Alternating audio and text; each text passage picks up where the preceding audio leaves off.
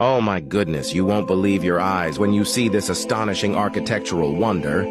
Have you ever heard of the most opulent temple in the world? It's none other than the Grand Mosque of Ali, nestled in Iraq. This magnificent structure comes with a price tag of over $40 billion, and the craftsmanship behind it is simply mind-blowing. Picture this. It took a dedicated team of 1,200 workers a year and a half to bring this masterpiece to life.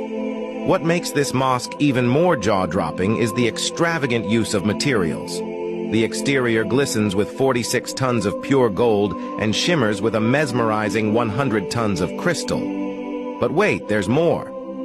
Inside, you'll find the world's largest hand-woven carpet, spanning a whopping 5,627 square meters. As if that weren't enough, the walls are adorned with Greek imported white marble, tastefully accented with gold. This is not just any ordinary place of worship. It's one of the most visited Islamic sites globally, attracting thousands of tourists and devout followers annually.